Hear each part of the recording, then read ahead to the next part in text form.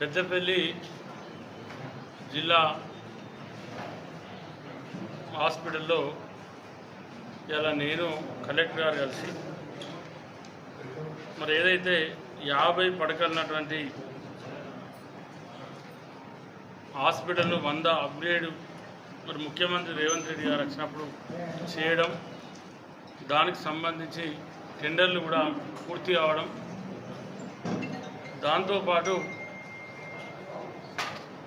మరి బిల్డింగ్ పాత బిల్డింగ్ భవన డిస్మెంటల్ కూడా దాదాపు పూర్తి అవ్వడం జరిగింది. దాని ప్లేస్లే మళ్ళీ నూతనంగా హాస్పిటల్ నిర్మాణం చేయాలని చెప్పి ఇప్పటికే ప్రభుత్వం ఒక నిర్ణయానికి కూడా రావడం జరిగింది.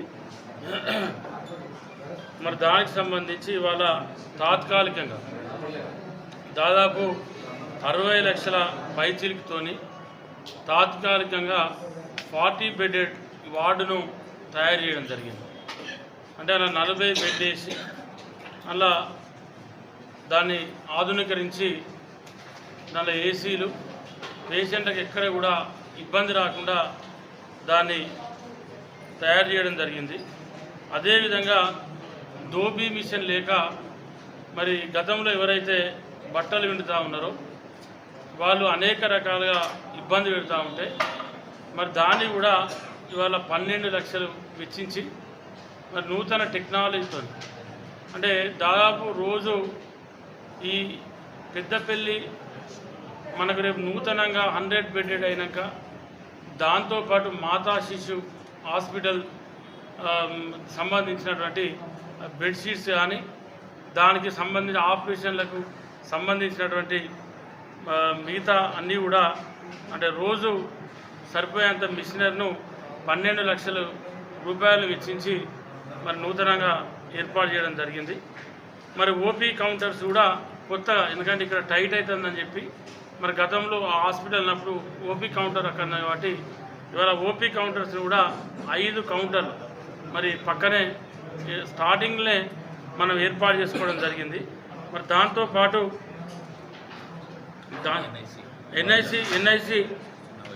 ఎన్ఐసిని కూడా నవజాతి శిశులకు కూడా మరి దాన్ని కూడా మనం ఏర్పాటు చేసుకోవడం జరిగింది.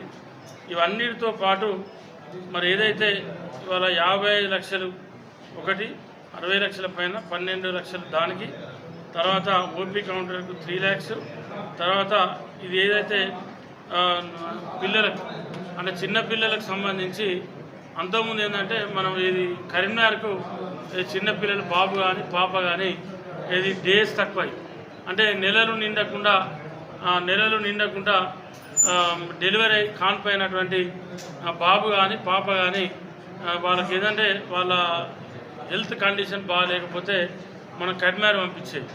కరీంనగర్ స్టార్ హాస్పిటల్ లేకుంటే ఇంకా మిగతా ఇతరత్ర హాస్పిటల్ పంపితే పాపం ఆ చిన్న పిల్లలకు మన పిల్లల తల్లిదండ్రులకు ఇబ్బంది అయ్యి లక్షల రూపాయలు మరి బిల్లులు వేసి నేనే స్వయంగా ఎన్నో హాస్పిటల్ తిరిగి మరి మనం లేనోళ్ళు ఉంటే బిల్లులు తక్కువ ఇచ్చినటువంటి సందర్భం ఉంది. కానీ ఇవాళ అటువంటి పరిస్థితి లేకుండా మన హాస్పిటల్నే, మన ప్రభుత్వ హాస్పిటల్నే ఇవాళ 46,50,000 రూపాయలు వెచ్చించి ఇవాళ దాన్ని కూడా మనం ఇక్కడనే ఏర్పాటు చేసుకోవడం జరిగింది. మరి దాంతోపాటు మీరు ఒకసారి మనం ఇవన్నీ చూస్తే గతంలో అవుట్ పేషెంట్లు 400 ఉండేది. సంవత్సరం 1 year బ్యాక్ అంటే 12 నెలల కింద 400 ఓపీ ఉన్నది. ఇవాళ ఫర్ డే ఇలా అన్సీజన్లో కూడా 700 నుండి 800 మధ్య ఇవాళ మరి పెద్దపల్లి జిల్లా కేంద్రంలో ఓపీ ఉంటా ఉంది. అదే కాకుండా కంటి శస్త్రచికిత్సలు అంతకుముందు ఇక్కడ ఏం జరిగేవి కావు. వాటిగా ఏదో ఒక డాక్టర్ ఉంటే బలివీటికి పరీక్ష చేసి కరీంనగర్ లేకుంటే అటో ఇటో పంపించేది. ఇవాళ దగ్గర నెలకు ఇక్కడనే 80 వరకు కంటి చికిత్సలు జరుగుతూ ఉన్నాయి. మరి అదే కాకుండా ఏదైతే పళ్ళకి ఏదైనా ఇబ్బంది వచ్చి దంతాలకు ఇబ్బంది వచ్చి ఏదైనా శస్త్రచికిత్స జరగాలంటే ప్రైవేట్ హాస్పిటల్లో లేకుంటే కరీంనగర్ లేకుంటే హైదరాబాదో ఇతరత్ర హాస్పిటల్కి వెళ్ళి మరి ప్రైవేట్లో అంటే ఒక పన్ను తీయాలన్నా పన్ను పెట్టాలన్నా 1000 రూపాయల ఖర్చు అయ్యేటువంటి పరిస్థితి. అంటే పేదలైతే ఇవాళ దంత చికిత్స చేసుకునేటువంటి పరిస్థితే లేకుండా పోయింది.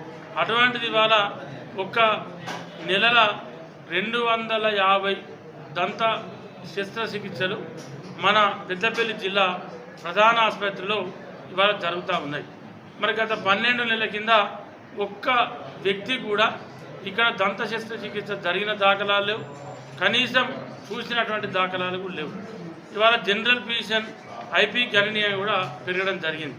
మరి దాంతోపాటు ఆరోగ్య శస్త్రచికిత్సలు ఏదైతే ఆర్థోకి సంబంధించి గతంలో ఏమీ కావు, ఏదో 4 నుంచి 5 ఆ రోజు జరిగేది.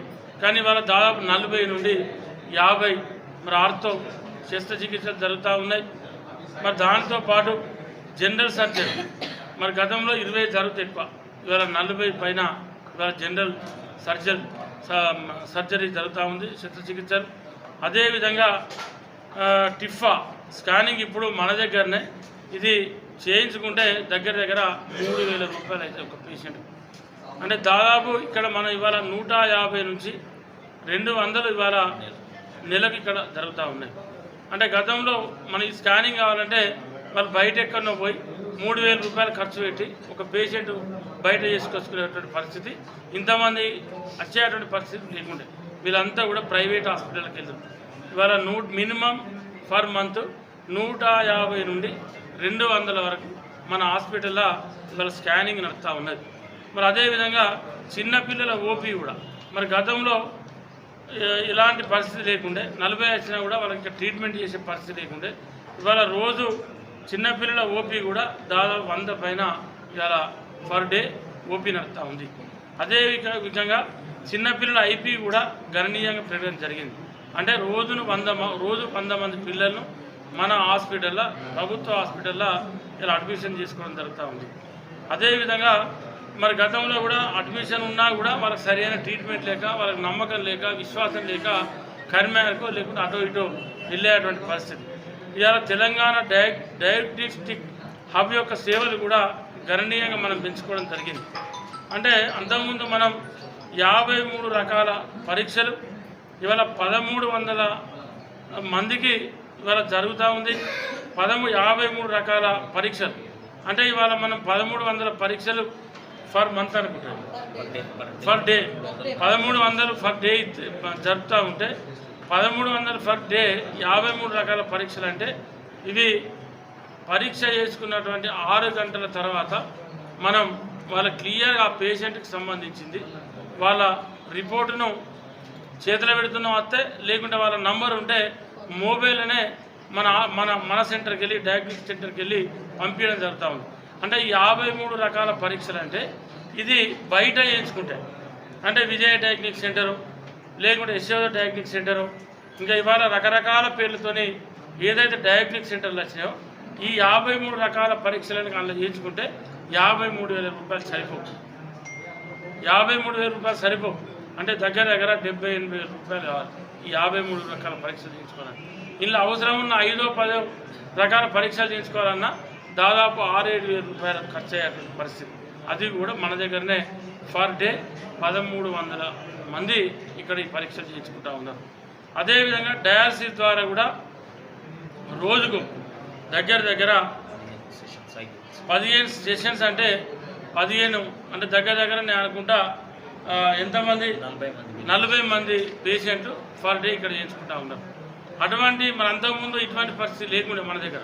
వాడు ఈ హాస్పిటల్కి వస్తే నాకు డయాలసిస్ కరెక్ట్ అవుతుందో కాదో ఇది అన్న ఒక నమ్మకం విశ్వాసం లేక మన పక్కన ఉన్న ప్రైవేట్ హాస్పిటల్కి పోతే రోజుకు 5,000 రూపాయలు ఖర్చు ఒక్కసారి చేయించుకుంటాం. ఒక్క పేషెంటు డయాలసిస్ పేషెంటు బయట చేయించుకుంటే 5,000 రూపాయలు ఖర్చు పెట్టుకునేటువంటి పరిస్థితి. ఇలా రోజుకు 40 మందికి మన హాస్పిటల్లో మన దగ్గర ఇవాళ 40 మందికి మనం చేస్తూ ఉన్నాం. అంటే ప్రభుత్వ పరంగా ఇక్కడ జరుగుతూ ఉంది. ఇలా ఏసీ రూమ్స్ అందుబాటులో ఉన్నాయి. ప్రతి పేషెంట్కి ప్రత్యేక శ్రద్ధ తీసుకోవడం జరుగుతూ ఉంది. అదేవిధంగా డెలివరీలు కూడా మరి గతంలో కూడా 20, 30, 40 డెలివరీలు వస్తే ఇక్కడ ఎక్కువ. మరి దాంతోపాటు ఒక నమ్మకం విశ్వాసం లేదు. డెలివరీలు కూడా ప్రతి నెల 200 పైచీలకు మరి ఇక్కడ గర్భిణీ స్త్రీలు ఇక్కడ డెలివరీ కావడం జరుగుతూ ఉంది. ఎవరికి ఎలాంటి ఇబ్బంది లేకుండా సాధ్యమైనంత వరకు నార్మల్ డెలివరీ చేసే విధంగానే మరి డాక్టర్స్ కానీ ఇక్కడ శ్రీధర్ సూపరింటెండెంట్ గారి నేతృత్వంలో మా డిఎంఎన్ఎస్ గారి నేతృత్వంలో సాధ్యమైనంత వరకు నార్మల్ డెలివరీ చేసేటువంటి ప్రయత్నమే చేస్తూ ఉన్నారు. దప్పన పేషెంట్ ఏమైనా అన్కండిషన్ ఉండి పేషెంట్ నార్మల్ డెలివరీ జరిగే కండిషన్ లేక డాక్టర్లు 1-2 సార్లు ఐడెంటిఫై చేసుకొని మరి 1-2 సార్లు స్కానింగ్ తీసిన తర్వాత అటువంటి పరిస్థితి ఉంటేనే ఇవాళ ఆపరేషన్ చేసేటువంటి ప్రయత్నం చేస్తూ ఉన్నారు. ఇవాళ ఇంత బ్రహ్మాండంగా ఇవన్నీ జరుగుతూ ఉంది. మరి ఇవాళ టుడీకో కూడా బ్రహ్మాండమైనటువంటి ఏది హార్ట్ డాక్టర్ కూడా మరొక అమ్మాయి కూడా ప్రత్యేకంగా రోజు కర్మాయి నుండి రావడం జరుగుతూ ఉంది. ఆ అమ్మాయి దగ్గర కూడా కింద ఇంకొకరు 2 డాక్టర్లు 2-3 నర్సులు సంబంధిత ఏదైతే అవసరం ఉంటుందో వాళ్ళకు కూడా ఇక్కడే పెట్టడం జరిగింది. అంటే రోజు 10 మంది టుడీకో పేషెంట్లు కూడా నేను అడిగిన డాక్టర్ గారిని రోజు ఎంతమంది పేషెంట్లు వస్తూ ఉన్నారు మీరు ఎక్స్ట్రా అంటే యావరేజ్గా రోజు 10 మంది వస్తూ ఉన్నారు. మరి 10 మందిలో ఎంతమందికి టెస్ట్ అవుట్ అవుతూ ఉందంటే 10 మందిలో రోజుకు 2కి మనం 10 మంది నాగరికి వస్తే ఒక 2కి ఇది పాజిటివ్ అంటే ఇది హార్ట్ ప్రాబ్లం ఉన్నట్టు ఐడెంటిఫై జరుగుతూ ఉంది మరి అని చెప్పారు. అంటే దీన్ని కూడా ఫ్యూచర్లో అంటే మనం ఏదైతే ఇలా మన నియోజకవర్గంలో నేను అబ్జర్వ్ చేసినప్పుడు చాలామంది హార్ట్ స్ట్రోక్తో చనిపోతూ ఉన్నారు. మన గతంలో మనం 45 ఏళ్ళు 50 ఏళ్ళ పైన ఉన్నప్పుడు ఇది ఈ రకంగా జరిగేది అనేది ఉండే. కానీ వాళ్ళ అటువంటి పరిస్థితి లేకుండా మరి వాళ్ళ 25-30 ఇయర్స్ కూడా హార్ట్ స్ట్రోక్తో వచ్చి చనిపోతూ ఉన్నారు. నేనేమంటా ఉన్నా అంటే మా పెద్దపల్లి నియోజకవర్గంలో కానీ పెద్దపల్లి జిల్లాలో ఉన్నటువంటి ఏదైతే ప్రాబ్లం ఏదైనా చెస్ట్ ప్రాబ్లం వచ్చినా చెస్ట్ నొప్పి వచ్చినా లేకపోతే చెస్ట్లో మంట వచ్చినా మన దగ్గర ఫ్రీ సర్వీస్ ఇస్తూ ఉన్నాం కాబట్టి మీకు అటువంటి ఎవరైనా డౌట్ ఉన్నోళ్ళు మీరు ఫస్ట్ ఈసీజీ చెక్ చేస్తారు.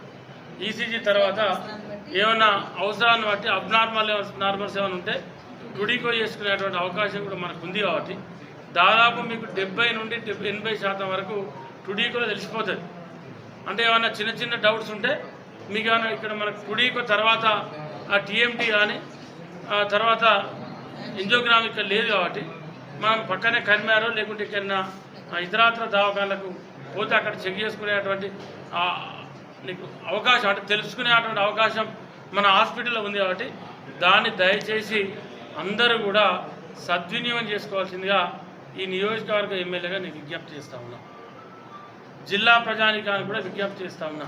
అంటే ఇన్ని సౌకర్యాలు మంచి డాక్టర్స్ మంచి ఎక్విప్మెంట్స్ అంటే మన దగ్గర బ్రహ్మాండమైనటువంటి కొత్త ఎక్విప్మెంట్స్ వచ్చినాయి.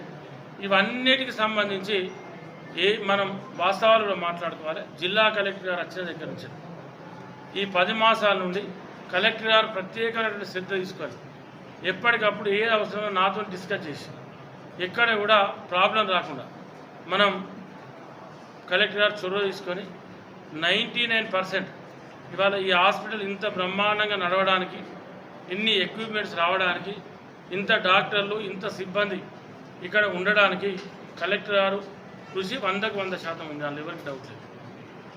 ఇది మనం హర్షించదగిన ఒక నియోజకవర్గ శాసనసభ్యునిగా నేను కూడా చాలా సంతోషాన్ని వ్యక్తం చేస్తున్నా.